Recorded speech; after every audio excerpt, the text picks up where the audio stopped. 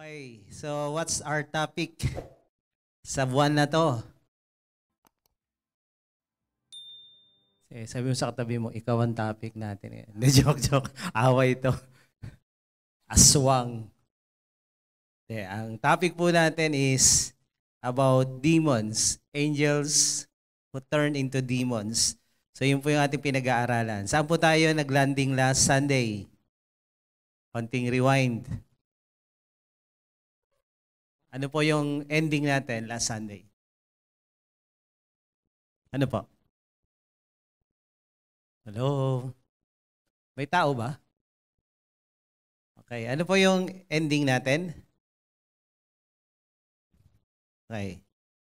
Mukhang tulog pa talaga to. Pakitapik mo yung katabi mo. Tapik. Tapik. Tapos sabihin mo, kapatid, mahal kita sa Panginoon. Okay, sabihin mo, dahil mahal kita sa Panginoon, binibigyan kita ng karapatan. Sabihin mo. Binibigyan kita ng karapatan. Sabihin mo. At kapangyarihan. Pag ako'y pumikit, sampalin mo ako. Okay? Maliwanag? Kapangyarihan yan, ha? Karapatan. Touch move. Walang bawian. Mapalad yung wala katabi. Buti na lang, wala ako katabi. Payapa ang aking pamamahinga. Okay, ang topic po natin, last Sunday, nag-end tayo sa free will and witchcraft. Because witchcraft is controlling the free will of another person. Okay? So, pag ikaw ay nangongontrol, alam nyo, hindi masaya yung buhay ng mga taong nangongontrol. I've seen a lot of people, even leaders, kahit pastor pa, na sila ay nagko-control ng kanilang mga leaders, ng mga tao nila, and the moment na hindi na nila kayang kontrolin, napaparanoid sila. Karamihan ng mga diktador, paranoid. Alam niyo ba yan? Magmula kay Hitler, kay Gaddafi, Putin, presidente ng Libya, sa Uganda, lahat ng diktador controlling. At lahat sila praning. Pag merong silang kausap at hindi umayon sa kanilang gusto o hindi sumusunod, nagkamali lang ng pagsunod sa kanilang sistema, pina-assassinate. Ganon kalala ang controlling spirit pag meron kang kapangyarihan. Okay? Ngayon, when it comes to work or church, yung mga nakita kong mga leader na controlling, napaparanoid sila pag yung isang leader under them, hindi na sumusunod o hindi nakasunod, iniisip nila, rebelde to. Rebelde to. Kaya from that moment onward, yung mata niya sa taong yun, pinag-iinitan niya na yan. Sa mga Bible study, leaders, makinig kayo. Hindi nyo control ang buhay ng mga umaten sa Bible study nyo. Or yung mga niyayaya nyo sa Bible study nyo. Hindi nyo control yan. Kung sakaling dumating yung panahon, hindi nasunod yung gusto nyo, huwag kayong masaktan. Okay, masaktan kayo, saglit lang.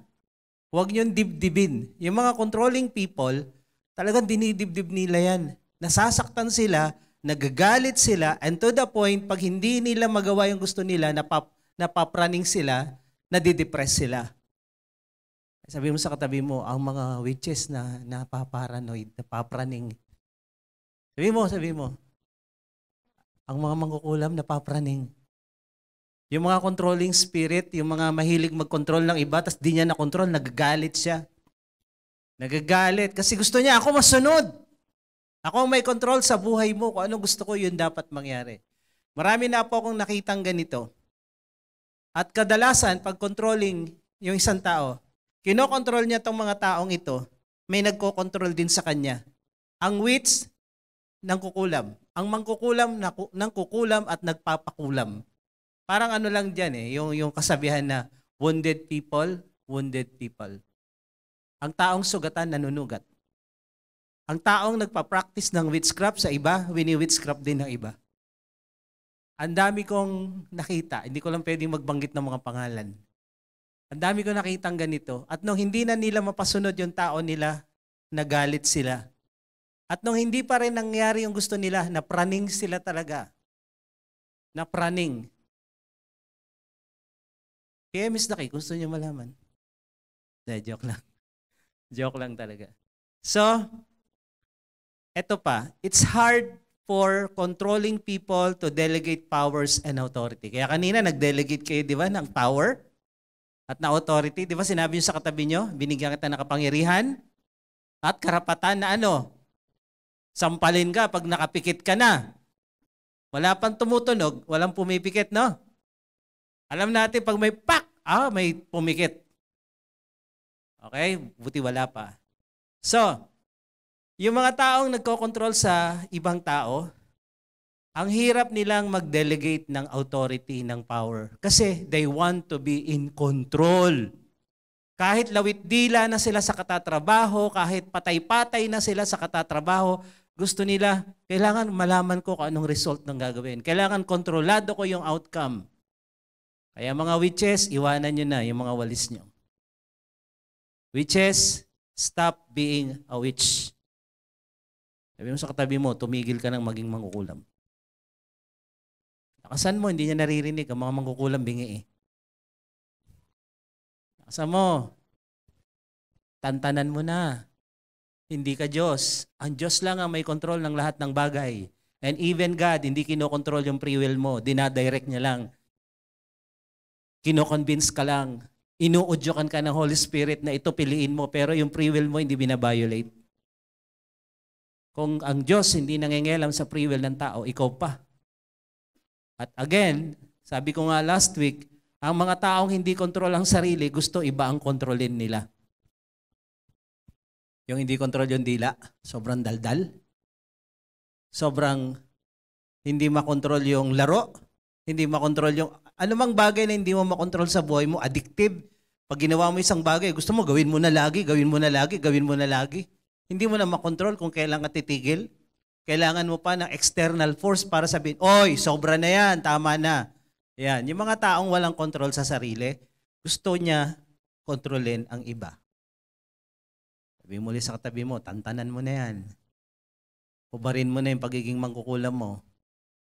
Magsisi ka na dahil kulam ang tawag dyan. Controlling spirit is witchcraft.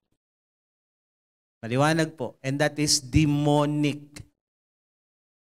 Demonic yan. Kagagawa ng demonyo yan. Kaya ang mga taong gumagawa ng ganyan, ini-imitate si Satanas. Which is, ang utos ng Bible, imitate God. Sabi mo sa katabi mo, mukhang hindi ka naman kukulam ngayon. Sabi mo. Hindi na mahaba ilong mo. Wala ka ng hat. Wala ka ng walis. Sa mga kapatid, bawal mangontrol ng free will ng ibang tao. Kung ayaw nila, wag. Even sa evangelism, soul winning, pag-i-invite, pag-share ng gospel, ang sabi ng Biblia sa Ezekiel, yung topic ko sa Mandaluyong kagabi, kung ayaw makinig, wala tayong magagawa. Kung ayaw umattend, wala tayong magagawa. Hindi natin pwedeng pilitin. Wala na tayong pananagutan. Matapos nating ma-share, ma-invite at ayaw pa rin, wala tayong pananagutan. Pero kung hindi mo ginawa yung part mo, may pananagutan ka.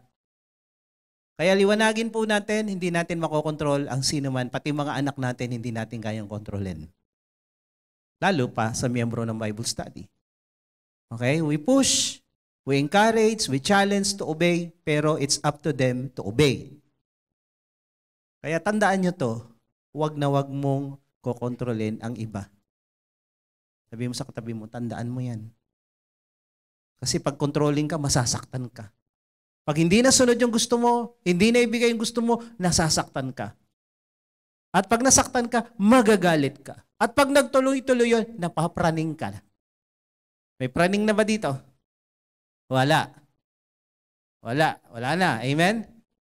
So, we will move to the next part ng ating pinag-aaralan. So, ang tema natin is Angels Turn into Demons.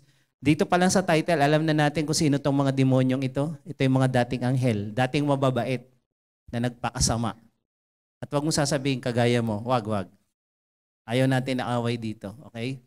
So dito tayo ngayon sa saan sila nanggaling. Paano nagkaroon ng mga demonyong to? Yan. Mamaya kakanta po tayo na usong-uso tong kantang ito nung ako'y naging Christian. Tapos kukuha ka ng partner mo. Mamaya, tapos kakanta kayo, I command you, Satan, in the name of the Lord. Ililayans mo pa yung kapartner mo. Okay? Okay ba yun? Hindi yata naintindihan. Tatayo kayong dalawa, tapos pag pray mo siya, kakantahan mo, I command you, Satan, in the name of the Lord. Pa rin nila nagigets. Wi-Fi, paki-on. Sige, let's pray para mag-on yung Wi-Fi. Pray tayo, let's bow our head. Lord, salamat sa umagang ito. Buhay kami, malakas. Sa kabila ng aming ginawa the whole week. Mga nakakapagod, nakaka-stress na mga trabaho at mga experiences and even challenges. Still, we stand in front of you today, fighting the good fight of faith. And with you, we are more than conquerors. Kaya dalangin namin sa umagang ito as we listen to your word, as we expose the works of darkness, as we expose the lies of the enemy. Lord, surround us with your warring angels, cover us with your blood, and Lord, encapsulate us in your very presence. And every inch of this place, Lord, will be filled by you. No works of the enemy will be able to stand in this place because you are here. Kaya salamat, Lord. Anoint your word. Give us understanding, revelation, and transformation na makita namin kung ano yung karakter ng demonyo at hindi namin gayahin. Kung ano yung karakter mo, yun ang aming dapat sundin. Dahil ikaw, ang aming Diyos, ang aming Ama, like Father, like children. So we thank you, God, that your Spirit move and anointing flow in our midst. In Jesus' name, amen. Amen. Ipo, palakpakan natin ang Panginoon.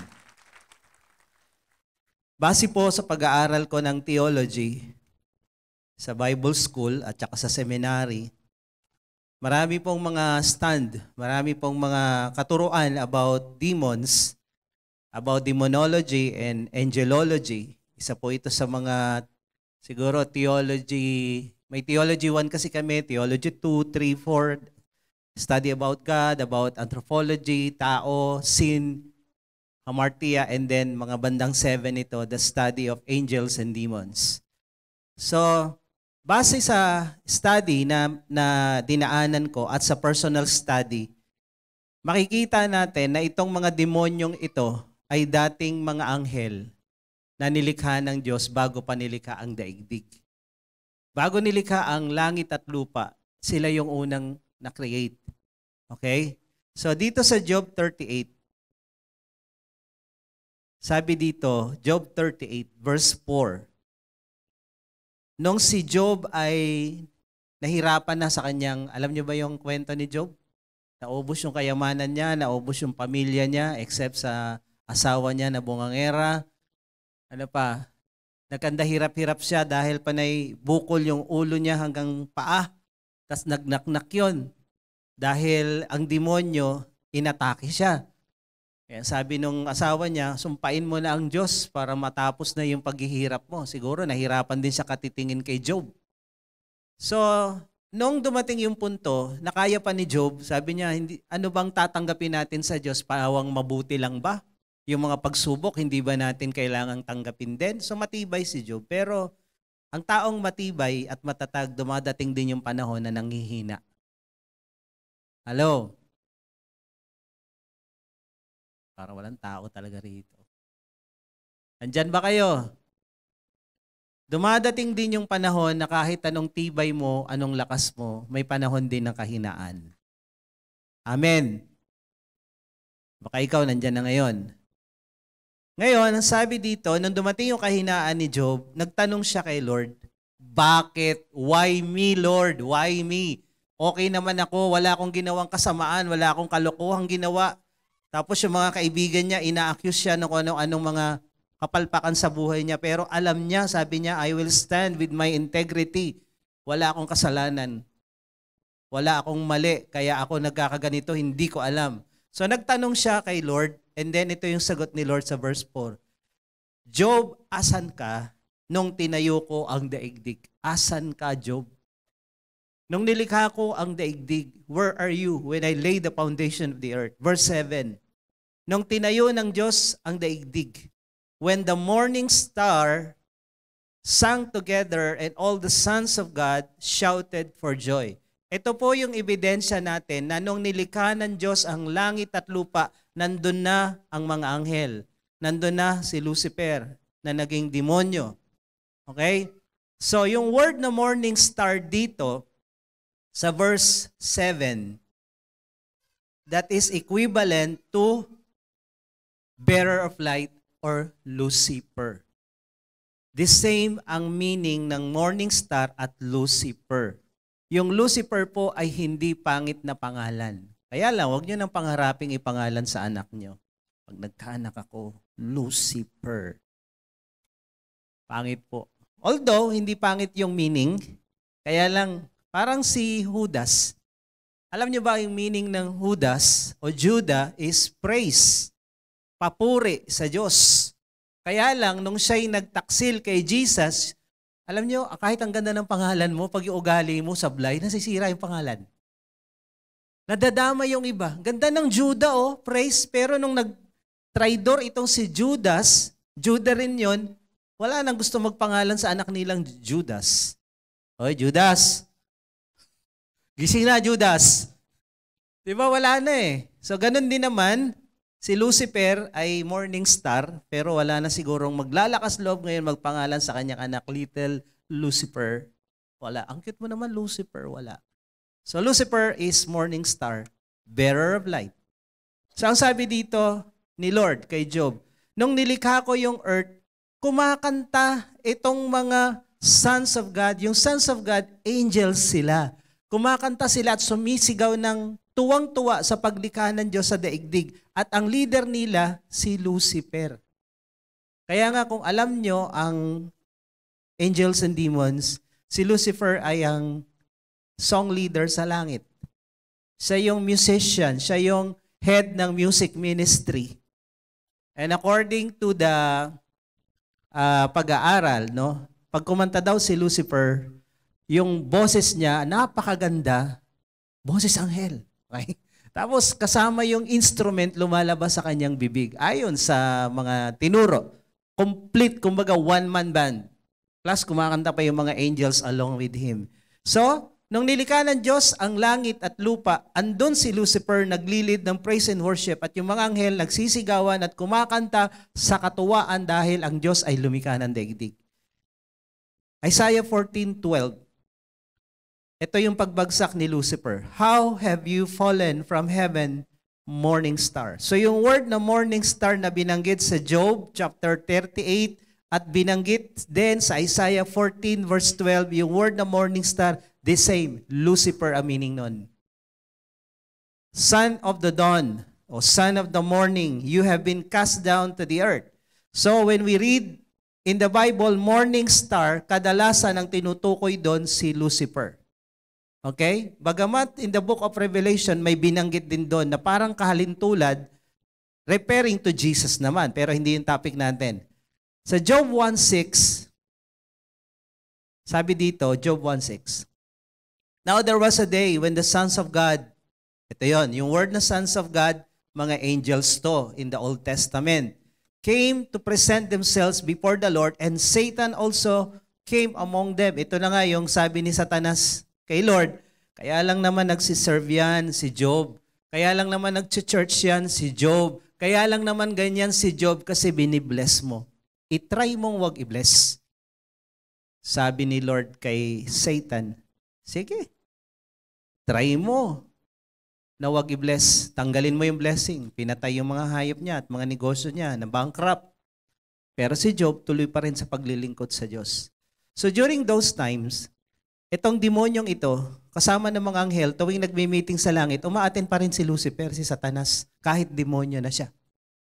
At tinuro ko to nung prayer meeting, I think, na kaya siya nakaka-attend ay dahil wala pang blood sacrifice na inalay sa templo doon sa langit. Kaya may access pa siya.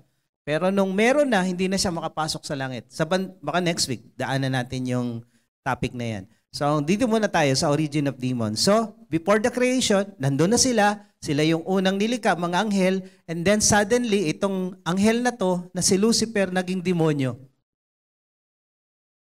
Ezekiel 28 verse 12 to 14. Sabi dito, when God created Lucifer, siya ay isang perpektong anghel. Itong Ezekiel 28, ito po ay referring to the king of Tyre. Then suddenly, ito po yung Bible pag may mga sinabi about prophecy, minsan may double meaning o double fulfillment. Pag meron ding sinabi na isang message, pwedeng dalawa yung tinutukoy, yung literal na hari at yung spiritual. So dito sa Ezekiel, pag binasa nyo, nag-start ito sa king of Tyre, then nag-shift itong prophet na sa Ezekiel, patungkol kay Lucifer, kay Satanas. Ito ang sabi niya, verse 12, you were the signet of perfection. Nung nilikha ng Diyos si Lucifer, walang mali. Kaya ang Diyos hindi lumikha ng demonyo. Sabi mo sa katabi mo, ang Diyos hindi lumikha ng, huwag mo sabing demonyo. Okay? Demonyo. Walang turuan. Ang Diyos hindi lumikha ng demonyo. Wala siyang nilikhang mali. Wala siyang nilikhang sablay. Again, bakit may demonyo? Yung free will. Ginamit ng mga anghel yung free will to disobey God. So you were the signet of perfection, full of wisdom, ang tali-talino mo, perfect in beauty, ang pogi-pogi mo, ang ganda-ganda mo. Alam niyo, pag sobrang gwapo, sobrang ganda, sobrang yaman, sobrang successful, pwede talagang yumabang. Pero ang nakakamangha, yung wala na mayabang pa. Yun yung sagad talaga. Grabe yun. Ano yun? Live talaga tayo. Grabe mo, yabang mo. Hoy, walang ganun na. May mga ganun Tapos sabihin nila, ito na nga lang meron ako, yabang. Tatanggalin mo pa. Pero ito, si Lucifer, may karapatang magyabang, pero hindi dapat. Kasi, pogi, matalino, perfect. Tapos sabi dito, you were in Eden, the garden of God. Take note. Eden, the garden of God. Sino na sa garden of Eden? Sino? Adam and Eve. Every precious stone was your covering. Sardius, topaz, diamond, beryl, onyx, jasper, sapphire, emerald, carbuncle, and crafted in gold were your setting and your engravings. Itong Garden of Eden na to, punong-puno ng mamahaling bato. Ano ang meron sa Garden of Eden ni Adam and Eve? Mamahaling bato o halaman at puno? Kaiba po ito. Mama, explain ko. So, sa Tagalog kasi, itong Ezekiel 28, medyo hindi maganda ang translation sa Tagalog. Sabi doon sa Tagalog kasi, nababalutan ka at dadamitan ka nito. Pero when you read the original Bible in Hebrew, ito po ay tirahan niya yung mga mamahaling bato. Nakalantad lang niya yung mga diamond sa paligid, doon sa Garden of Eden. And then sabi dito, on the day that you were created, they were prepared. You were an anointed guardian cherub. Isa kang anointed na anghel. Sa Tagalog, medyo sablay yung pagkakatranslate nila, nababantayan ka ng mga anghel. Pero in the Hebrew Bible, siya talaga yung anghel. Si Lucifer ay isang anghel, anointed, matalino, guwapo, wala ka nang hahanapin pa, kompleto na. Kung ikaw na sa'yo na lahat kagaya nito, ano pang hahanapin mo? Mayaman ka, ang dami mong mamahaling bato, may diamond, may ginto. Pogi ka pa, ang ganda mo pa. Matalino ka pa, perfect. Ano nga hanapin mo? Meron, wala? Wala na sana. Alaws na sana. Ang problema, sabi niya, teka lang, hindi ako God. Gusto kong maging God. Ang tao, hindi nasisayahan. Yan ang ugali ng dyablo. Ang dyablo, hindi nasiyahan. Lahat na nasa kanya, except being God, hinangad pa niyang maging Diyos. Gusto pa niya yung pinakamataas na posisyon, kunin. Sabi dito, you are anointed cherub. I place you. You were on the holy mountain of God. In the midst of the stone of fire, you walk. Verse 15. You were blameless. Wala kang kapintasan, wala kang kasalanan, wala kang mali in your ways from the day you were created till unrighteousness was found in you until yumabang to gustong maging Diyos, nagmalaki, and then pumasok yung kasalanan. Ginamit niya yung free will niya to disobey God. In the abundance of your trade, you are filled with violence in your midst, and you sin. Dito nagkasala itong si Lucifer. So I cast you as profane thing from the mountain of God, and I destroy you, O guardian cherub. From the midst of the stones of fire, your heart was proud because of your beauty. Yumabang ka dahil ang gwapo mo, ang ganda mo, ang talino mo. Yumabang ka. You corrupted your wisdom for the sake of your splendor. I cast you to the ground. I expose you before kings to feast their eyes on you. Ang kayabangan po ay nakakakurap ng utak. Nakakabaliw ang kayabangan. Marami akong kilalang tao na ang yabang. Ito problema sa yabang, no? Parang putok. Alam niyo yung putok? Naaamoy ng lahat pero yung may putok hindi niya alam. Hello? Ang mayabang, ganon. Nayayabangan lahat sa kanya, siya hindi niya alam na mayabang siya. Kaya minsan, dapat tapikin nyo rin, uy, mayabang ka na. Pag may 3 taong nagsabing mayabang ka, makamamaya totoo yun. Nanay mo, tatay mo, kapatid mo, kaibigan mo, kamag-anak mo. Pag lumagpas na sa 2, baka totoo yan. Kasi yung isang kilala ko, yung mga tao sa paligid niya, hindi nayayabangan sa kanya kasi na-witchcraft niya na eh. Parang okay na yan, okay na kami. Pero yung mga tao sa labas na napapansin siya, dinadirect talaga siya, mayabang ka eh. Nagagalit siya doon. Nagagalit siya pag may nagsabing mayabang. Ngayon, akala niya okay lang yun. So the same person yung sinasabi ko na controlling, na praning. The same person. Marami sila nakilala kong ganito. Mayabang, controlling, na praning. At alam niyo ba, kadalasan, sorry ha, sa mga nakakaranas ng depression, kadalasan ng mga nakakaranas, mayabang. Alam niyo kung bakit? Pag ikaw depressed, ayaw mo aminin na may depression ka. Ayaw mo aminin na may problema ka. Pinagtatakpan mo. To the point na hindi mo na kayang pagtakpan at totoo na. Pero pag ikaw may problema at nakipag-usap ka sa ibang tao, tumawag ka, agapan mo, nagpakumbaba ka, naaagapan to eh. Pero pag mayabang ka, ayaw mo humingi ng tulong, ayaw mong tumawag sa counselor, ayaw mong umamin na meron kang ganito, lumalala ka. So, konektado lahat ito. Controlling, witchcraft, pride, depression. Kaya kung ikaw dumadanas ng depression, humanap ka ng kausap. Humanap ka ng counselor. Ang dami dyan sa TV, nakalagay yung mga number.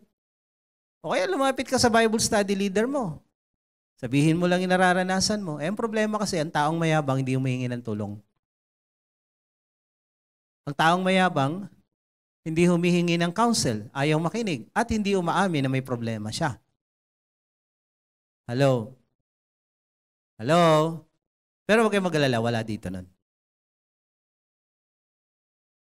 May katabi mo. Wala. Wala, di ba? Wala. Tsaka yung mga madrama, yung mga emosyonal, madaling ma-depress. I'm not saying na si pastor naman inapi. Nakaranas ako niyan eh. Nakailang ulit kaya ako nakapagturo ng topic na depression 3 times. Pero na-discover ko ano yung process. Paano to nangyayari at binabantayan ko pag yun dumating. Yung kaya mo na lahat, hindi mo na kailangan si Lord, hindi mo na kailangan yung ibang tao. Naranasan ko to. That's why I'm talking based on my experience. Pag ako yumabang na at hindi na ako nagpipray kay Lord sa mga issues ng buhay, and then wala akong masabihan, syempre, pastor ako, dumadating yung puntong yun, dumating yun, at inaral ko paano to nangyari, at nagpakumbaba ako nung tinuro ko yung experience ko. Ang taong nagpapakumbaba, nasusolusyonan ang depression. Hello? Kaya sabihin mo, magpakumbaba ka. Umamin ka, humingi ka ng tulong, magpa-pray ka sa iba. Para walang drama. So itong demonyong ito, itong si Lucifer, yumabang. Okay? Yumabang dahil sobrang galing, sobrang ganda, sobrang gwapo, sobrang talino. Now, balikan ko yung binanggit dito sa Ezekiel na Garden of Eden. Gusto ko lang kayo bigyan ng konting idea and information. Baka ngayon nyo lang ito marinig. Dalawa po yung Garden of Eden. The first Garden of Eden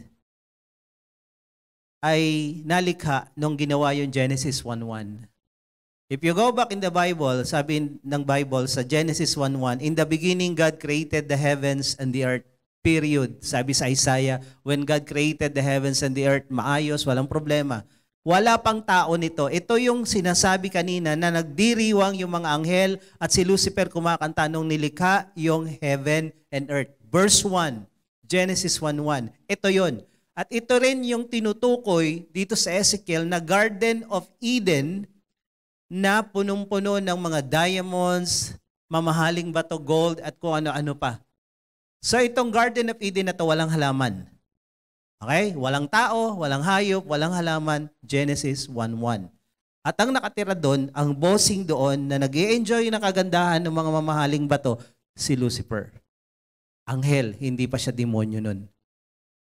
Nagkakaintindihan po tayo? Yes? Hindi pa demonyo si Lucifer. Anghel pa siyang mabait, matalino, pogi, yung mamahaling ginto at mga diamond, carbuncle, beryl, topaz, nakakalat doon sa kanya. Inaapak-apakan lang niya yan. Then, sabi dito, pagdating ng verse 2, kung babasahin niyo in Genesis 1:1 and 1:2, sabi sa verse 2, the earth was without form and void, and darkness was over the face of the deep. From verse 1 to verse 2, merong nangyaring kalamidad o chaos. Nagkaroon ng problema yung creation. Naging madilim ang lahat, naging wasak ang lahat. Pag inaral mo sa Hebrew itong mga word na void, without form, ito yung chaotic, wala sa ayos. So ang theory dito, based sa aming pinag-aralan, ako pag nag-aral kami sa Bible College and then nag-seminary ako sa India kami, hindi ko tinatanggap lahat ng doctrine. Hindi ko tinatanggap lahat ng turo. Because you are free to choose what you want to believe based on the Bible and based sa tinuturo ng mga professor namin. Isa sa tinuturo na pinaniwalaan ko, between Genesis 1:1 and Genesis 1:2, merong malawak na pagitan kung ilang libo o milyong taon yung pagitan. Kaya sinasabi ng mga archaeologists na ang earth ay ganito ang edad, posible. Kasi sinasabi ng biblical history, ang earth ganito lang ang edad. 6 million o more than 6 million years. Pero yung carbon dating sinasabi ilang billion years na to. So there is a possibility between Genesis 1:1 and Genesis 1:2, million o billions of years ang pagitan ng dalawa. At ano nangyari between Genesis 1:1 and Genesis 1:2? Genesis 1:1, nilikha ng Diyos ang langit at lupa. Tapos period maganda, may mga mamahaling gold, mamahaling bato, mamahaling mga minerals. Nandun nakatira si Lucifer. Nung nagrebelde si Lucifer sa Diyos, nagrebelde siya. 'Di ba? Yumabang siya, kumpleto na siya, lahat na sa kanya, pero isa na lang ang kulang, maging Diyos. So nung inisip niyang maging Diyos at hindi siya nagtagumpay, nagalit ang demonyo. Yung Genesis 1:1, winasak niya yon. Sinira niya yung first creation. Okay? Yung Garden of Eden na punong-puno ng mamahaling bato, winasak. Kung hindi yun winasak, siguro gusto mo ng ginto, darling, gusto mo ginto, tutuklapin ko lang tong batong to, o ito na ginto.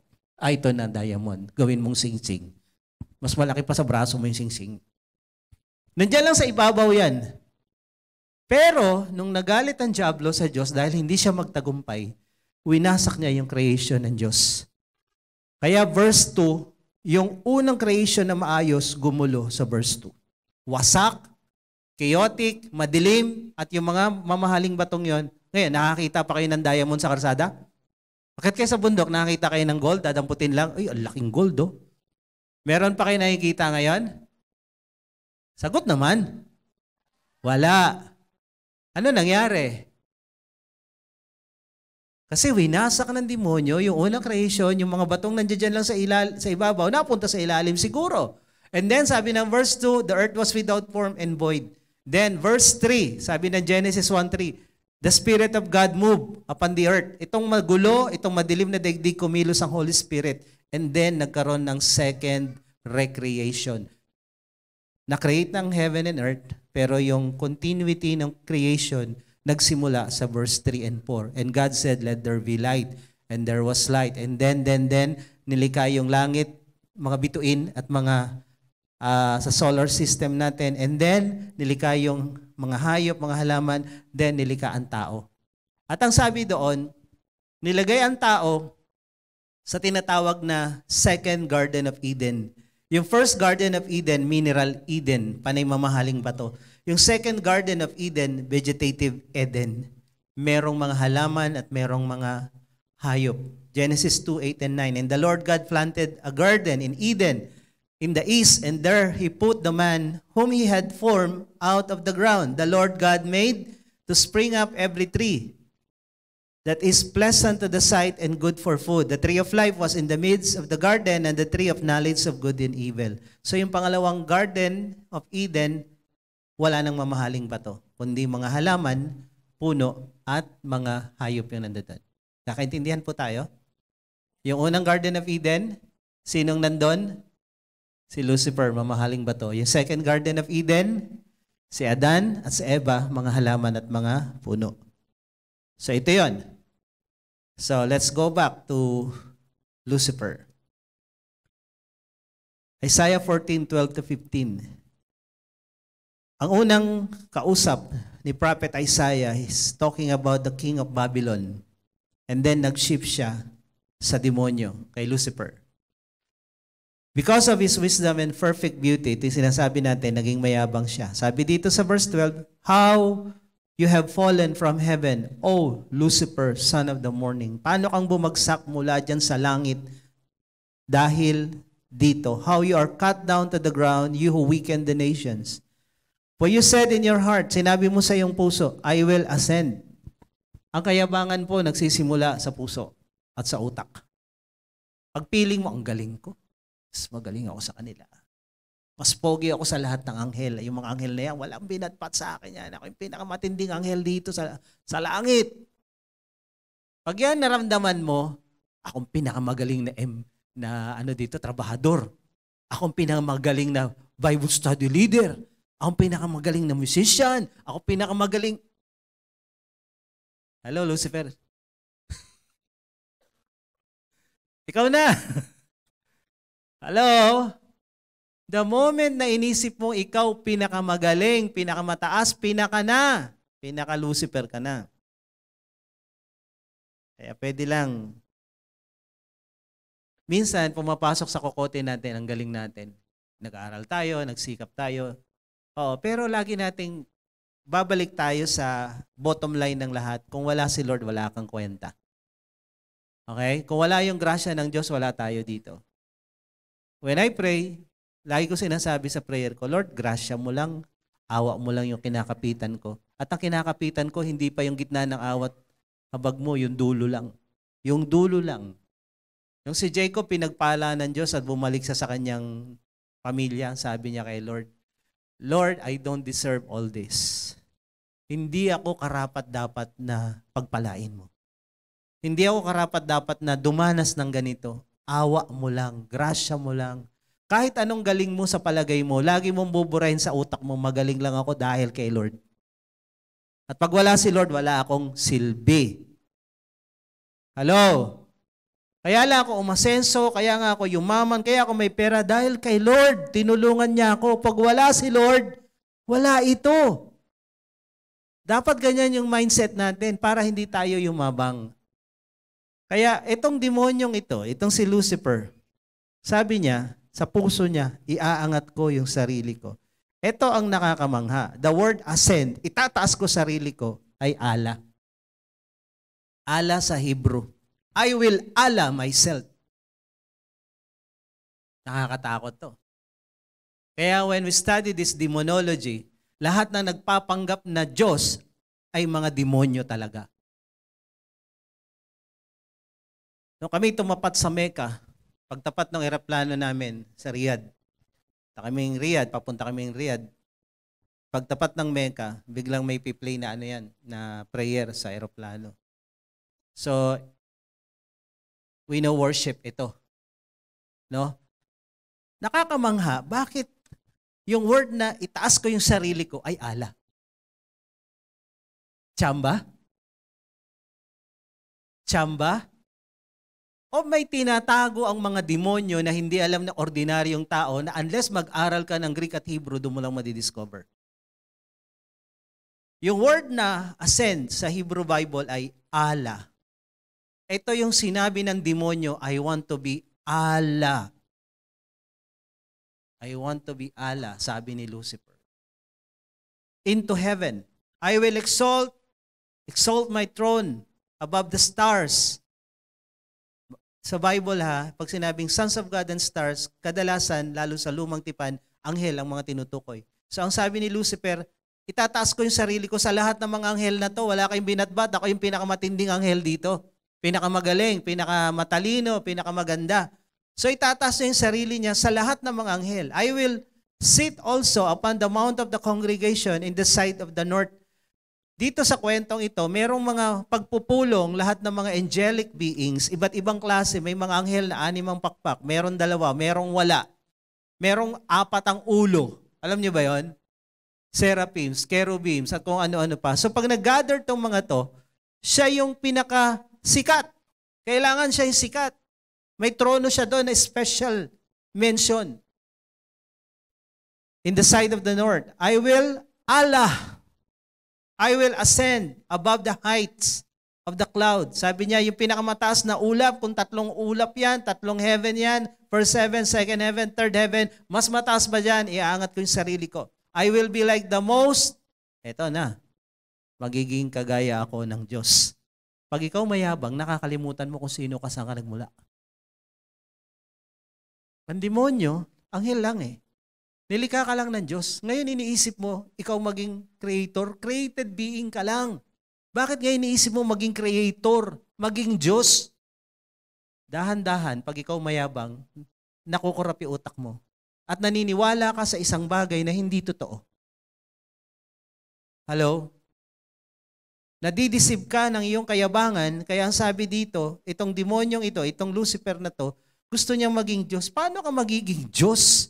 Ang Diyos creator, walang simula, walang wakas. Ikaw nilikha ka lang. Paano kayo magmamatch? Masyado na siyang deluded sa kanyang iniisip. Yet you shall be brought down to hell, to the sides of the pit. Ito yung mga kasalanang inimbento ni Lucifer. He uses free will to go against God. Ang una niyang kasalanan is pride. At sa gitna ng pride is I. Pag tinanggal mo yung I sa pride, hindi na yan pride. Ang taong mayabang, lagi niyang iniisip yung me, myself, and I. Nasaktan ako. Hindi nasunod yung gusto ko. Hindi ko na-control sila. Ayaw ko. Yung me. Hello? Pag lagi nilang iniisip mo sarili mo, teka lang, baka masaktan ako dyan. Teka lang, ako. Pag lagi sarili mo iniisip mo, ang lungkot ng buhay mo. Dahil ang tunay na masayang buhay, yung joy is Jesus first, J, yung O, others, and yung Y, you, huli. Nakakapagod tong buhay na to, nahuli ang sarili, pero ito yung masayang buhay. May meaning, may purpose. Yung mga tao na sarili ang inaatupag, malungkot. Lagi na lang, nasaktan ako. Hindi nag-like sa post ko, thumbs down. Nag-like sa iba, nag-heart pa. Hello? Sabi sa katabi mo, tantanan mo na yan, wag kang asal diablo. Wag sarili, lagi. Iba, unahin. Kung ito ay pamilya, pag sinabing iba, unahin mo yung magulang mo, anak mo, asawa mo, then yung ibang tao. Okay? So pag laging sarili mo iniintindi mo sa bahay, ikaw nasusunod, ikaw pinagsisilbihan, ikaw lahat, kawawa ka talaga. Malungkot ang buhay ng mga taong mayabang, malungkot ang buhay ng mga taong makasarili, malungkot ang buhay ng mga mangukulam. Sabi mo sa katabi mo, malungkot. Kaya maging masaya ka na. Huwag ka ng witch, huwag ka ng Lucifer, huwag ka mayabang. So ito yung mga kasalanang inimbento ni Lucifer. Self-exaltation. Tinaas niya yung sarili niya. Kayong mga anghel, dyan lang kayo, dito ako. Yung congregation ng lahat ng mga angelic beings, doon ako. Si God, pantay tayo God, baba ka God, ako muna. Tinaas niya yung sarili niya. Conceited, masyadong believe sa sarili. Believe na believe si Lucifer sa sarili niya. Sabi sa katabi mo, okay lang yung maniwala ka sa sarili mo, pero wag sobra. Tandaan mo, when you believe in yourself because you believe in God, kaya mo yan nagawa, kaya ka magaling dahil kay Lord. Ang galing ko, kasi dahil kay Lord. Pero sa puso mo, hindi naman totoo yan. Dapat deep within, alam mo, pag ako binitawan ng Diyos, basura lang ako. Pag ako hindi, ako mismo, ako na pastor. Pag wala si Lord, wala ako dito. Okay? Kaya nga pag nagpe-pray ako personal, Lord, kapit ko, ganyan, no? Yang sa laylayan ng grasya mo, laylayan ng awa mo, yun yung personal prayer ko. Grasya lang to, kaya kami nag-e-exist, kaya kami nakakatayo, kaya kami buhay pa, kaya may lakas pa para magturo sa sobrang pagod namin the whole week. Grasya lang. Grasya lang. Sabi mo sa katabi mo, grasya lang. Walang magaling, si Lord lang. Self-delusion. Pag mayabang ka, nasisira ulo mo. Nawawala ka sa tamang pag-iisip. Yung mali, iniisip mo tama. Diyos si Lord, ikaw created being, siya creator, akala mo pantay na kayo. Pag ikaw mayabang, akala mo yung nanay at tatay mo, parehas lang kayo ng karapatan at kapangyarihan. Pag ikaw mayabang, yung akala mo, yung Bible study leaders mo, parehas lang kayo, body-body lang kayo. Walang difference. Yung teacher mo, body mo rin. Yung mga boss mo sa trabaho, parang parehas lang kayo. Pag mayabang ka, pantay lang kayo, higit ka pa, ikaw pa yung boss. Hello? Hello? Alamin mo yung authority. Ang taong sobrang yabang, deluded. Hindi niya na alam na, uy, mataas sa atin yan, si boss yan. Si tatay yan, si nanay yan. Hindi ka pwedeng sasagot-sagot ng pabalang-balang dyan. Mga youth, mga singles, huwag kayong sasagot ng pabalang-balang sa mga magulang nyo, ha? Hello? Asa Lucifer yan. Hello?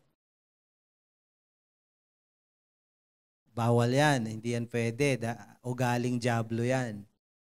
So dahil nagyabang na siya at believe na sa sarili niya, sumuway na siya sa Diyos. At hindi lang siya sumuway, ang tigas ng ulo niya. Ito ini-imagine ko, habang si Lucifer ay nagre-rebelde sa Diyos, nagpipilit iangat yung sarili. Alam ba ni Lord na nangyayari yon sa puso't isip niya? Alam ni Lord hindi? Alam. Bakit di pinigilan? Free will. Ngayon, itong si Lucifer, nang inganyo pa. Alam niyo, walang nagre-rebelding mag-isa. Nagyayaya to eh. Malungkot mag-isa eh. Nagrebelde siya, niyaya niya mamaya o next week. 1/3 of angels, binuyo niyan. Binuyo niya lahat ng mga anghel. Kaya lang, 1/3 ang naniwala sa kanya. So yung 1/3 of angels, sumama sa kanya. Ngayon, ang tanong, habang binubuyo ba ni Lucifer tong 1/3 of angels na magkudita sa langit at ma-ostracize si Lord from heaven, no? Patatalsikin, ano? Alam ni Lord na nangyayari yon? Alam? Alam. Diyos siya eh. Ba't di niya pinigilan? Yun. So ngayon, habang siya ay nambubuyo sa mga anghel, binibigyan pa siya ni Lord ng pagkakataon tumigil. Huwag na ituloy yung kanyang kalokohan, mag-repent. Binigyan siya ng pagkakataon. Pero yung pagkakataon na yon, hindi niya sinamantalang magbago o tumigil. Naging matigas ang ulo niya at sa dulo, nagrebelde siya. Along with the 1/3 of angels, nagkudita sila sa langit at ang akala nila sa kanilang pagkukudita ay mananalo sila. Baliktad yung nangyari. Sila'y napatalsik sa heaven. Okay? So ito ang ugali ni Satanas. Makinig kayo lahat, lalo yung mga kabataan. Satan is rebellion. Ang rebellion galing sa demonyo to. Okay? Ano ang rebellion? Yung hindi ka sumusunod sa magulang, rebelde yan. Sasagot-sagot ka sa magulang mo, rebelde yan. Sa boss mo.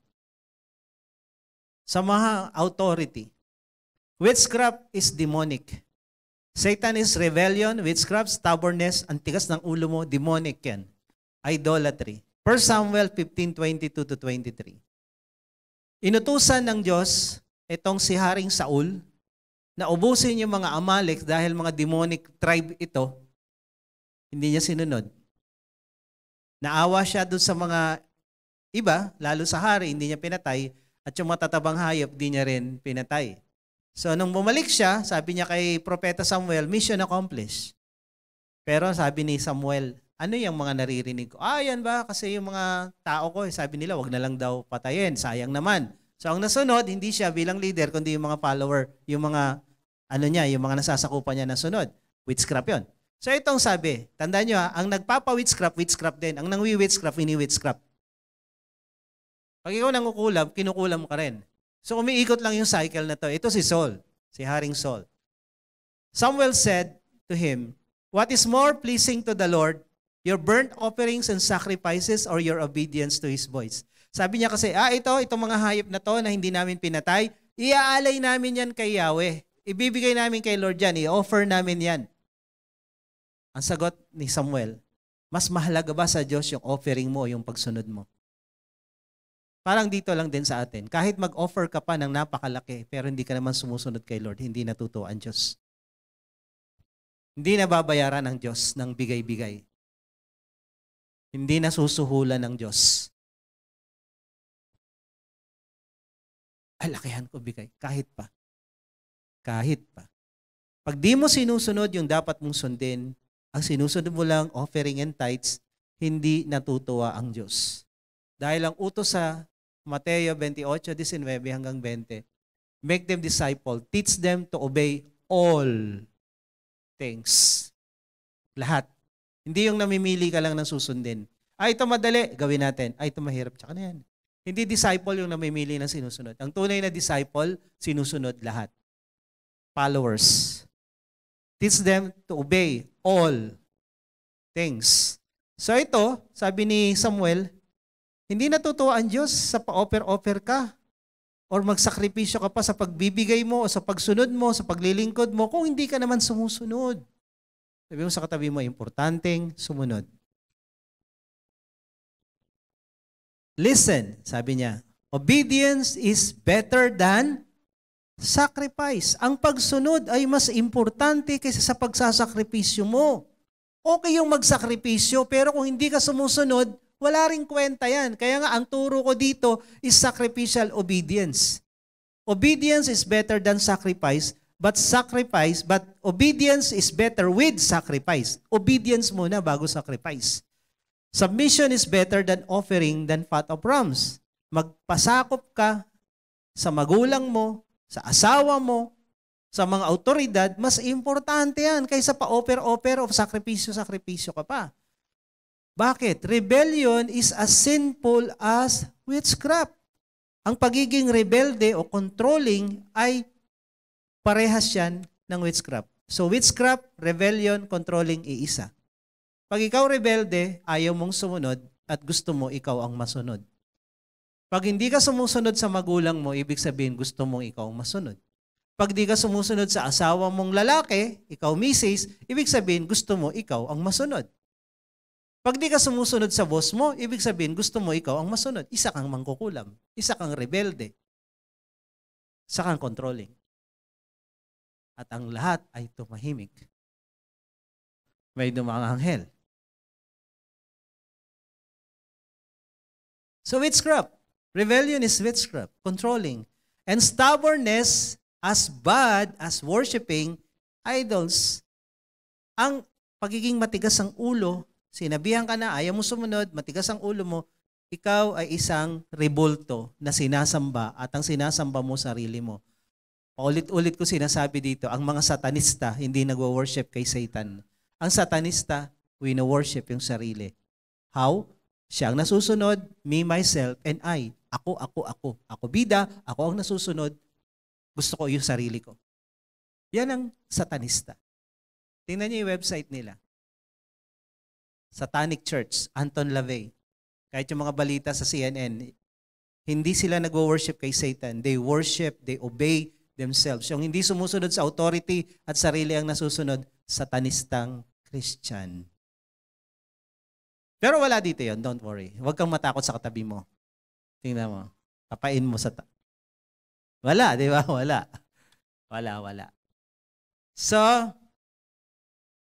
because you have rejected the command of the Lord, He has rejected you as king. Dahil ikaw isang mangkukulam, dahil isa kang witch, controlling, stubborn, idol worshiper, sarili mo, wino-worship mo, then rejected ka. Kaya this character, rebellion, witchcraft, stubbornness, and idolatry is satanic character. Dapat wala tayo niyan. Amen? Sabi mo sa katabi mo, magbago ko na. Takusan mo, hindi niya narinig. Ang mga witches, bingi. Okay. Ito yung sinasabi ko kanina. Lahat ng rebellion, hindi nangyayari mag-isa. Revelation 12:7 to 9. Now war arose in heaven, Michael and his angels fighting against the dragon. And the dragon and his angels fought back, but he was defeated. Yung dragon na tinutukoy dito, ito si Satanas, ito si Lucifer. There was no longer any place for them in heaven. Napatalsik sila sa langit. Nagkudita sila, hindi sila nagtagumpay. And the great dragon was thrown down, the ancient serpent. Ito yung ahas na tumukso kay Eva. Dati ahas lang siya. Sa tanda niya na ngayon, dragon na siya. Lumipas ng maraming taon, yung ahas, dragon na. Who is called the devil and Satan, the deceiver of the whole world. He was thrown down to earth and his angels were thrown down with him. So si Lucifer may kasamang mga anghel na nagrebelde sa Diyos at pinatalsik. Yung mga anghel na yon na tinatawag nating fallen angels, sila yung mga demons. Sila yung nag-aanyong mga tikbalang, kapre, duwende, multo, familiar spirits, at kung ano-ano pa. Sila yan. Ang mga patay hindi na bumabalik. Di ba yun yung topic natin last Sunday? At sabi ng verse 4, ilan itong sumama kay Lucifer na naging demons, itong mga demonyong ito? His tail swept down 1/3 of the stars of heaven. Ito yung mga anghel. 1/3. Ilan ang natira? Ha? Lagi naguguluhan yung mga tinatanong ko eh. 1/3 ang sumama kay Lucifer. Ilan ang natira kay Lord? 2/3, of course. Kasi may mga nalilito eh. Okay, 2/3. Ilan ang marami? 1/3 o 2/3? Of course, doble yung natira. Ngayon, ini-imagine ko lang kanina umaga, natulog kasi ako mga 5 o'clock o 6 o'clock. Ay ko, Lord, pwede kang lumika ng additional na angels. Pero itong mga demonyo na sumama kay Lucifer, marami sila eh. No, kaya lang, yung populasyon kaya ng earth, ganun kaya sila karami? So ini-imagine ko lang, kasi kung hindi sila ganun karami ng populasyon ng earth, so they cannot possess all people at the same time. Pwede lang sila magpalipat-lipat. Kunyari, merong ilang populasyon ng mundo ngayon? 8 billion? 9 billion? Paano kung 5 billion lang yung mga demonyo? So may natira silang hindi kayang kontrolin, di ba? So, ini-imagine ko, mas powerful pa rin yung side na meron tayo dahil yung anghel ng Diyos ay doble. At kung gusto ni Lord lumika, kung pwede naman siguro, pwede pa siya magdagdag. Pero itong mga demonyong ito, hindi nadadagdagan. Kung ilan silang nagrebelde, 1/3, kung ilan man yan, sila lang yon. Until now. Kaya nga, may mga demon possessed na lumilipat lang yung demonyo kasi siguro hindi na nila kayang kontrolin yung buong mundo. Okay? So, sabi dito, 1/3. At ang purpose ng demonyo is to deceive the whole world. He was thrown down to the earth and his angels were thrown down with him. Therefore, rejoice, O heaven, you who dwell in them. Napatalsik na itong mga demonyo sa langit, wala na sila doon. But woe to you, O earth, and see, for the devil has come down to you in great wrath. Galit na galit na galit na galit na galit ang demonyo dahil hindi na sila makapasok doon, nandito na sila sa daigdig. Anong gagawin nila pag galit sila? Magpipiesta? O magrarally? Because he knows that his time is short. Ang oras ng demonyo, last 2 minutes. Kaya nga pag nakaramdam kayo ng parang may demonyo, pipray kayo in Jesus' name. Last 2 minutes. Kinakabahan ng mga demonyo sa last 2 minutes. Alam niyo naman yun, pag basketball, di ba? Last 2 minutes, tatrabaho na yan para makashoot, makapanalo. Ang demonyo sa last 2 minutes, tatrabahuin nila. Yung last 2 minutes na yan, yun yung preaching of the gospel. Kailangan makarinig lahat para itong demonyong ito may itapo na sa impyerno. Last 2 minutes, malapit na siyang itapon sa impyerno. Kaya naghahanap siya ng idadamay para pag tinapon siya, may kasama siya. At alam niyo kung sinong gusto niyang isama doon, sabi mo sa katabi mo, ikaw.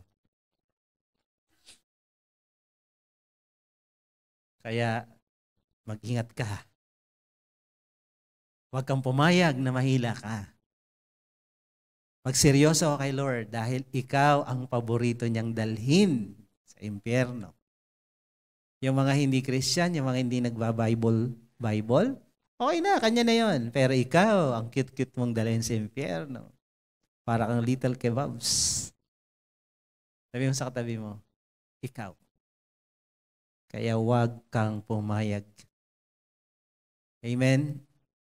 Huwag na huwag. So, galit na galit ang demonyo. Ito ang strategy niya. Para dayain ang buong mundo, ito ang strategiya ng demonyo. Number 1, corrupting God's highest creation. Gusto niyang sirain. Di ba yung unang creation, Genesis 1:1, sinira niya eh. Lahat ng nilikha ng Diyos na maganda, gusto niyang sirain, papangitin. Alam mo, sa pagdilingkod ko sa Diyos, kahit nung loko-loko pa ako noon, ang trabaho ko, bar, disco houses, yung mga bar ng uncle ko sa Baguio, Camp 8, yan, sa Cubao. Yung mga tao na nagtatrabaho sa mga bar, yung mga babae, magaganda, siyempre hindi naman tinatanggap, hindi maganda. Okay? Tapos, pati mga lalaki. Tapos pag in-interview ko, bata pa ako noon eh. Mga 16, 17. Makikita mo, yung gustong sirain ng demonyo na buhay, yung mga taong may kinabukasan. Sana. Yung mga magaganda, yung mga pogi, kayo yung paboritong gustong sirain ng diablo. At lahat dito, pogi't magaganda. Diba? Sabi ko, sayang buhay mo. Sayang buhay nyo. Ayaw ng demonyong may maganda at pogi. Gusto niya siya lang. Kaya gusto niyang papangitin ang buhay mo kung hindi man kayang papangitin mukha mo. Hello? Inggitero ang diablo eh. Isa yon, hindi ko nailagay. Inggitero ang diablo. Gusto niya siya lang pogi. Siya lang yung maganda. Kaya ayaw niya maging maganda buhay mo. Sabi mo sa katabi mo, ayaw ng demonyo gumanda buhay mo. Huwag kang pumayag, ipaglaban mo yan. Pagandahin mo buhay mo, trabahuin mo yan, ipag-pray mo yan, sumunod ka kay Lord, gaganda buhay mo. Ayaw ng demonyo gumanda buhay natin. Naiinis siya. Kaya nung nilikha ng Diyos yung magandang creation, Genesis 1:1, sinira niya, pinapangit niya, and the earth was without form and void, darkness, chaotic. And then, nung nilikha niya naman ang tao, the highest creation of God, every time na mag-create ang Diyos, sabi doon sa paglikha ng hayop, halaman, mga ibon, and it was good. Pero nung nilikha ang tao, sabi ni Lord, it was very good. The highest creation of God is man. Ngayon, nung hindi niya matalo ang Diyos, hindi niya magawa yung gusto niya, pinagbalingan niya ang tao. Si Adan at si Eva ang kanyang gustong sirain. And almost completely nagtagumpay siya. So, ito yung strategy. Fake news, religion, idolatry, isa-isahin natin. Dito lang muna tayo sa dalawa. Corrupting God's highest creation, man. At saka fake news, Twisting the truth and mix with lies. Ito yung strategy ng demonyo para tayo dayain. Genesis 2 verse 16 to 17. The Lord God commanded the man, saying, You may surely eat of every tree of the garden, but of the tree of the knowledge of good and evil you shall not eat, for in the day that you eat of it, you shall surely die. Pwede niyong kainin lahat ng bunga dyan sa hardin, sa Garden of Eden, maliban lang sa isa. Yung puno na nagtuturo ng mabuti at masama. Kaalaman ng mabuti at masama. The moment na kinain nyo yung bunga niyan, mamamatay kayo. Yun ang utos ng Diyos. Ngayon, Genesis 3:1. By the way, yung maraming questions sa book of Genesis, huwag kayong bibitaw sa series natin dahil maraming masasagot na question kayo, lalo next week. So, we will concentrate on the beginning of evil, the beginning of man, the beginning of civilization. Medyo may anthropology tayo dito, may archaeology tayong topic dito, hindi lang tayo biblical. So, panay Genesis tayo halos. Then, Genesis 3:1, sabi dito, Now the serpent was more crafty than any other beast of the field that the Lord God has made. Ito na nga, pinasukan ng demonyo tong ahas. He said to the woman, Did God actually say, You shall not eat of any tree in the garden? Sabi ba ng Diyos mo, ang kinausap si Eva, ha? Sabi ba ng Diyos mo, hindi pwedeng kainin lahat ng bunga dyan? Anong utos? Hindi ba pwedeng kainin lahat ng bunga? Ha? Pwede, hindi? Pwede. Isa lang ang hindi pwedeng kainin. Yung nagtuturo ng mabuti at masama. The knowledge of good and evil. Pero ang sabi ng Diablo, sabi ng Diyos nyo, hindi pwedeng kainin lahat. Killjoy yan. So, ito na. Pumapasok na rito yung twisting the truth and mixing with lies. Tinitwist ng demonyo yung salita ng Diyos. Almost all religion in the world, they use the word of God twisted. Binabaluktot nila yung salita ng Diyos according to what they want to believe. Lahat ng religion. And then, hinahaluan nila ng kalokohan at kamalian. If you don't know the word of God, you will be deceived. Sabi dito sa Genesis 3, verse 3 to 6. But God said, You shall not eat of the fruit of the tree that is in the midst of the garden. Ito yung sabi ni ito yung sabi ni Eva. Sabi kasi ni Satanas, sabi ng Diyos nyo, huwag kainin lahat. Ang sagot ni Eva, ito. Hindi, ang sabi ng Diyos namin, ito lang ang hindi mo pwedeng kainin. Yung puno na nasa gitna ng garden, na nagtuturo ng masama at mabuti, neither you shall touch it, lest you die. Ang sabi ni Eva, pwede naman namin kainin, maliban dito sa isa. Ang sabi ni Lord, huwag namin kakainin yung bunga niyan at huwag namin hahawakan. Dahil the moment na hawakan namin yan, mamamatay kami. Tanong, yun ba ang utos ng Diyos? Ano ang utos ng Diyos? Alam niyo yan kung nag-Bible study na kayo. Ano ang utos ng Diyos? Huwag kakainin dahil kayo ay mamamatay. Anong ginawa ni Eva? Nagdagdag sa salita ng Diyos. Sa Bible po, bawal ang dagdag, bawal magbawas. Ang mga relihiyon natin ngayon, nagdadagdag ng salita, nagbabawas ng salita. Imagine mo, maniwala ka na ako si Senior Aguila, ako ay nagkatawang tao na Santo Niño. Saan sa Bible yan? Mukha ka nga itlog, di ka nga mukha Aguila. Tapos sasabihin mo ganun. Paano ka mapapaniwala ng ganun? Paano? Hindi nagbabasa ng Bible. Nung nasa Davao kami, nasa Samal Island kami, may nagsiserve doon. Nag-serve siya, sabi niya, hindi ako kasi kumakain ng baboy. Sabi ko, Muslim ka ba? Umuo siya. Maya-maya, siya yung nag-asikaso sa amin doon sa tabing ng beach. Sabi ko, matagal ka ng Muslim? Ay, hindi po talaga ako Muslim. Sabi ko, ano religion mo? May sarili po kaming religion, yung lolo ko po yung leader namin. So bawal kumain ng Opo, bawal sa amin. So anong paniniwala niyo? Bla bla bla. Sabi niya, basta ano? Basta ano? Sabi ko, nagbabasa kayong Bible? Hindi. Sabi ko, anong basihan ng paniniwala mo? Binuksan ko yung cellphone ko. Basahin mo John 8:47. Sabi ko sa kanya. Sabi niya, yung tinuturo sa Bible study, John 8:47. O ano sabi? Sabi ko, sa Diyos, Nag-aaral ng salita ng Diyos. Sa Diyos ba kayo? Sa palagay ko, nag-aaral ba kayo ng salita ng Diyos? Hindi. Oy, paano kayo naging sa Diyos? So, paulit-ulit kong inano sa kanya hanggang umalis kami dun sa beach. Sabi niya, salamat po, marami po akong natutunan ngayong araw na to. So alam sa Mindanao, daming mga kulto.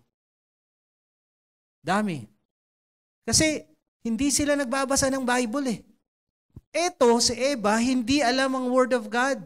Ang Word of God, pag kinain nyo, mamamatay kayo. Ang ginawa niya, nagdagdag.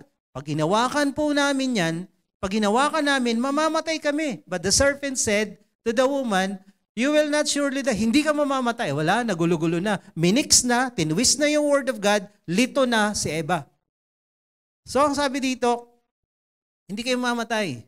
Alam ng Diyos kasi, pag kinain nyo yan, mabubuksan ang inyong mata, magiging kagaya niya kayo. Di ba ang pangarap ni Lucifer, maging kagaya ng Diyos. Nandamay pa, kayo rin, magiging kagaya ng Diyos. Alam ng Diyos yan, kaya insecure siya. Kaya ayaw niyang mag-delegate ng authority, baka masapawan nyo. Ganon mambuyo ang diablo. And then sabi dito, you will be like God, knowing good and evil. So when the woman saw the tree was good for food, parang ang sarap nga. Ayun na, yung utak niya, naglilikot na, naisip niya na kung ano-ano. That it was a delight to the eyes, the tree was to be desired to make one wise. She took of its fruit and ate. Kinuha ni Eva yung pinagbabawal na bunga at kinagat.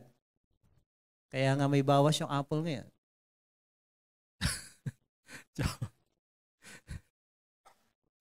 Yun.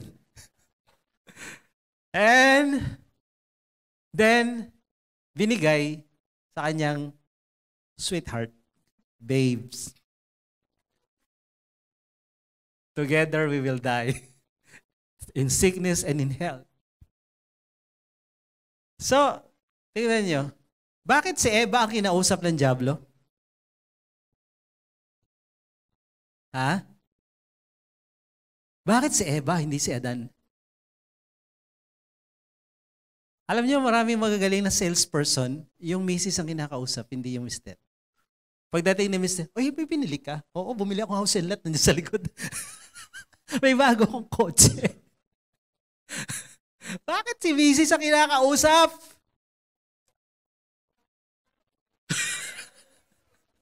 Madaling mabola, ayoko ng away dito ha. Ayoko ng gulo rito. Bakit? Di ba? Pero ang problema, asan ka ba, mister, nung nakikipag-transact si Mrs.?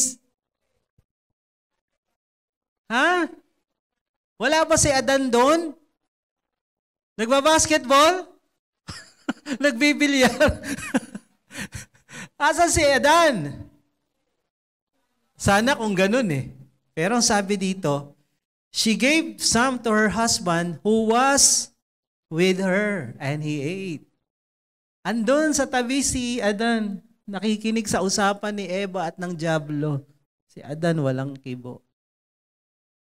Si Adan hindi pumiyok. Baka sinabi ni Eva, sit, roll over.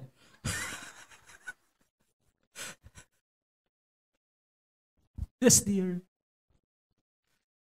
Mga mister, kayo dapat nakikipag-usap. Hindi si Mrs. Mga mister, kayo dapat ang leader, hindi si Mrs. Kaya kung sabihin, bahala ka na dyan. Ikaw na makipag-usap. Pupunta sa church, bahala na kayo, pag-pray nyo na lang ako. Leader ka. Lalaki ikaw leader, hindi yung babae. You lead. Hindi ikaw ang follower, you're the leader. Dito, naging follower. Anong problema? Bakit na-deceive? Una, tingnan nyo ha. Ang sabi ng diablo, magiging kagaya kayo ng Diyos. Kagaya na sila ng Diyos. Genesis 1:26, then God said, let us make man in our image after our likeness. Anong kaibahan ng you will become like God at yung created ka sa likeness ni God? Twist of word lang yan. Ang sabi ni Lord, likayin natin ang tao according to our likeness. Kagaya natin, kahalintulad natin, according to our image. Sabi ng diablo, you will become like God. Teka lang, parehas lang yun eh. Twisting of words lang yan. Kaya yung ino-offer ng diablo kay Eva, Meron na sila. Ito magandang sasakyan. Teka lang, meron pa kami. Ito magandang sandals, mura lang, 50%, 11. Teka lang, meron ka na yan. Ang dami mo na sa cabinet, Mrs. Hello? Kayo magalit sa akin, ha? Ang dami mo nang nakatago, hindi mo na kailangan yan. Ba't ka pa inaalok at bibili ka pa? Kung alam lang, pinamigay. Kung alam lang ni Eva na siya'y nilikha in the likeness of God, in the image of God, sasabihin niya, no thanks. Nilikha na ako ng Diyos in His image, in His likeness. Kaya sasabihin niya kay Satan, invalid. Invalid yung ino-offer mo, meron na ako niyan. And then, sabi dito, nung nakita niya, to make one wise, pag kinain ko to, tatalino ako. Pag kinain ko yung pinagbabawal na bunga. Ito ang sabi ng Bible. Nung nilikha ng Diyos si Adan, matalino na. Sabi ng verse 19 to 20, whatever the man called every living creature, gumawa ang Diyos ng mga ibon, gumawa ang Diyos ng mga hayop na may mga sungay. Ilan ang mga hayop na may mga sungay? Baka, kalabaw, usa, ano pa? Gazelle. Hayop nga eh. Ilan ang species ng mga ibon? Ilan ang species ng mga insekto? Ilan ang species ng mga isda?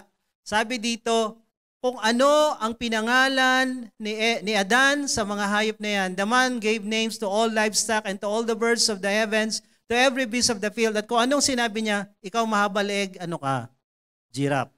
Ikaw mahaba ilong, ikaw elephant. So kung ano yung binigay ni Adan noon, yun pa rin ang pangalan until today. So kaya mong pangalanan yung million, thousands of species na yan kung hindi ka matalino, kung bobo ka? Hello? Matalino na ang tao nung nilikha ng Diyos, kaya yung inaalok ng demonyo na tatalino kayo pag kinain nyo to. Teka lang. Magiging tatalino ka, pero matalino ka na dati. All the offer of Satan is invalid. Even today, pag ino-operan ka ng demonyo na gawin itong kasalanan na to, gawin tong maling ito, magkakapera ka, ibibless ka pag ginawa mo yung mali. Teka lang, binless ka na ni Lord eh. Sasaya ka pag ginawa mo tong kalokohan na to, sasaya ka pag ginawa mo tong kasalanan na to.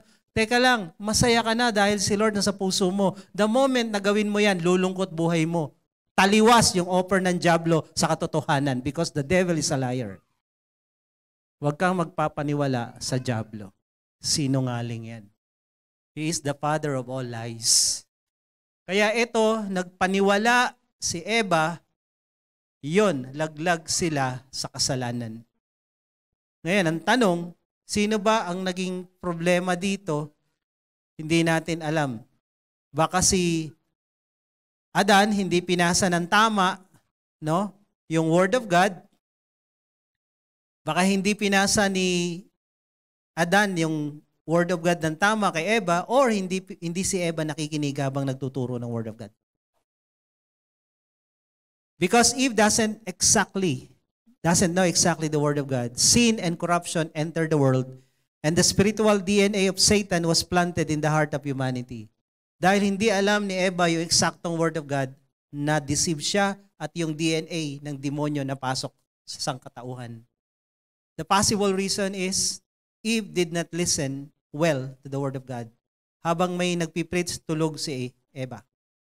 Tingnan nyo nga kung may Eva ba dyan.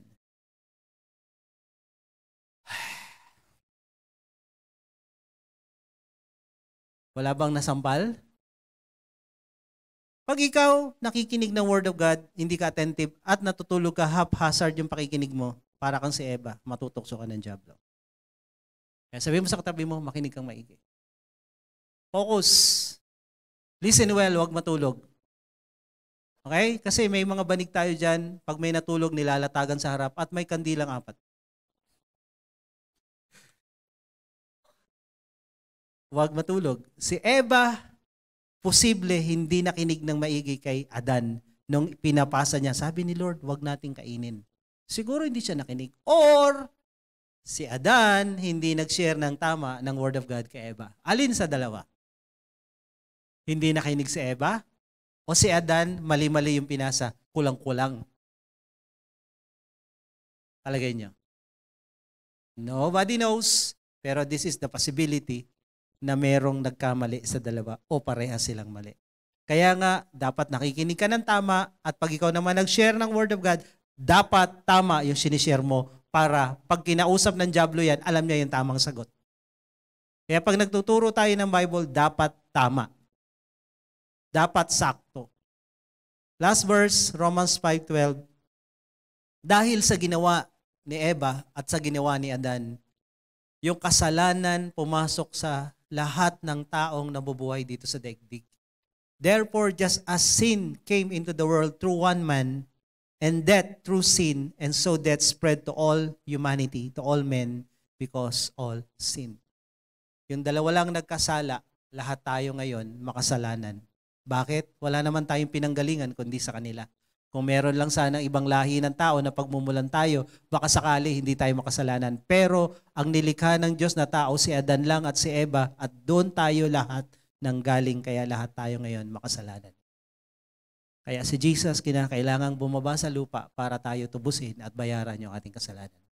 Dahil walang taong nabubuhay sa mundo na pwedeng magbayad ng kasalanan ng sinumang tao. Dahil lahat nagkasala, lahat under the dominion of sin and Satan. Si Lord bumaba sa lupa from outer planet ng earth na to, from heaven to earth, pumasok siya sa ating mundo. Hindi siya bondage ng kasalanan natin. Kaya siya lang ang qualified para tumubos ng ating kasalanan. Sabi na 2 Corinthians 5:21, si Jesus na walang kasalanan, inabsorb niya ang kasalanan nating lahat para tayo na mga makasalanan magkaroon ng kapatawaran. Kaya itong ginawa ng demonyo, pinasa kay Adan at Eva, yung kanyang kasamaan, ngayon bitbit natin.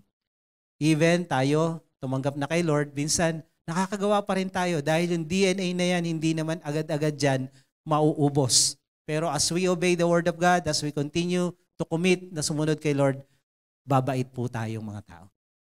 Magiging maayos po tayo. Mawawala yung DNA ng diablo sa atin. Sino gusto yan? Okay, tayo tayong lahat. Sino ba yung mga first time na nandito? Meron po ba? Pakiwagay-way nga po ang inyong kamay. Yung first time na naka-attend dito, wagay-wagay po yung inyong kamay. Ayan. Tapos kung first timer po kayo, we just want to pray for you. Punta lang po kayo dito sa harap. Tayo kayo dito, paharap sa akin. Bitbitin niyo na yung mga gamit niyo kung meron. At kung may kasama kayo, samahan niyo po sila. So, closing prayer na po tayo at ipagpipray lang po namin kayo. So, wag po kayo bibitaw sa ating series. Marami po kayong mga bagong facts and information na matututunan. Actually, this is theological. Sa Bible school lang po ito tinuturo. Kaya, from time to time, nagtuturo po ako ng theology dito sa congregation and ngayon yun. Bihira lang po ako magturo ng theology.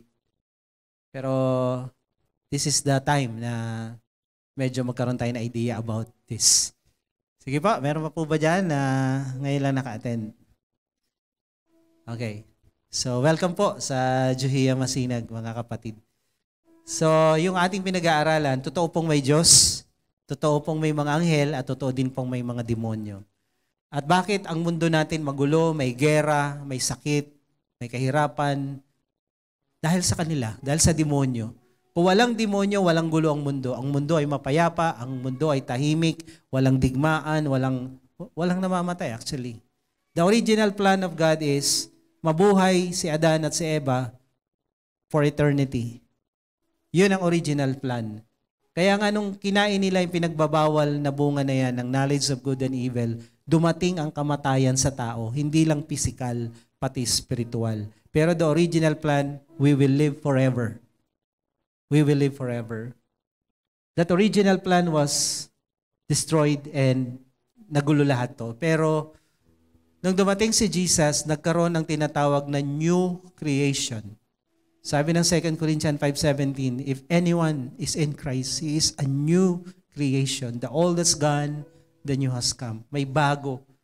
In the new creation, yung nawala noon na eternal life, binalik ng Diyos.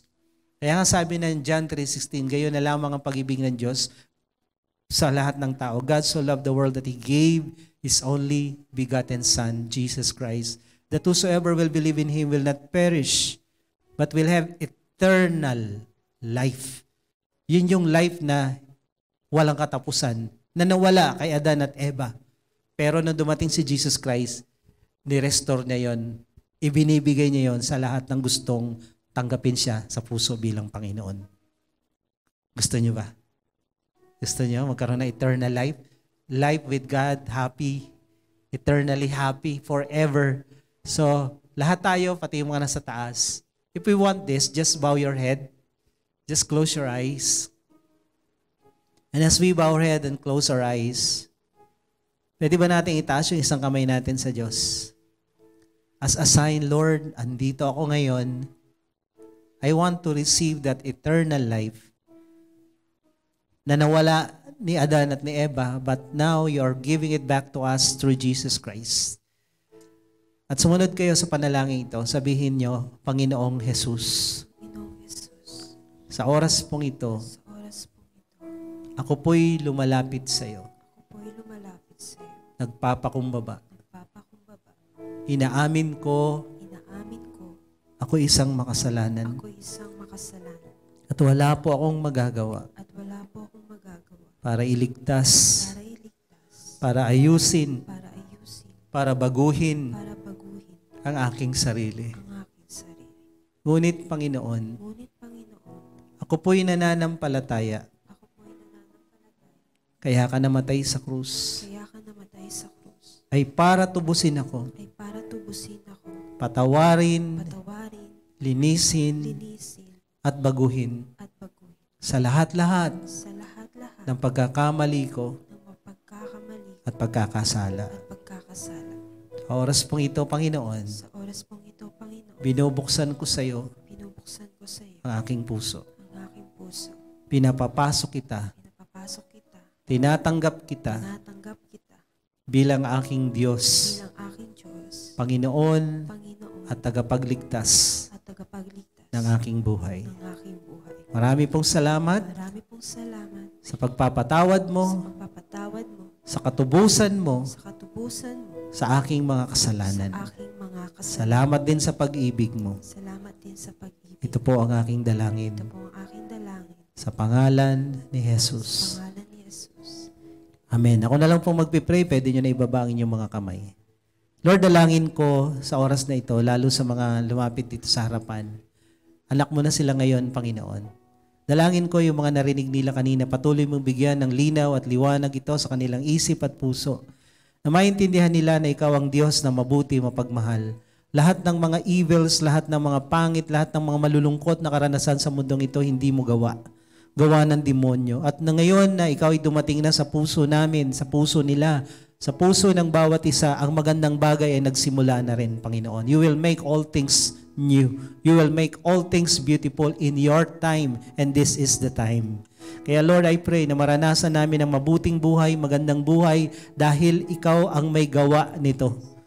Hayaan mo, Diyos, kung ano may mga hirap at lungkot na pinagdadaanan, mga sitwasyon na mga pangit, mga problema, Panginoon, na nahihirapan na ang bawat isa, lalo yung mga nandito sa harapan. Lord, today, maranasan nila ang kagaanan, ang solusyon sa problema, maranasan nila ang pagkilos mo, ang himala mo na ikaw talaga ang Diyos na naghahangad ng pawang mabuti sa iyong mga anak. Wala kang pangit na plano, wala kang pangit na gustong iparana sa amin. Lord, pawang mabuti. You will even, Lord, work things out for good. Even those evil things, you can make it for good to us. Kaya salamat, Lord. Hayaan mo, this whole week, may experience namin yung abundance mo. May experience namin yung glory mo, yung blessings mo, yung goodness mo.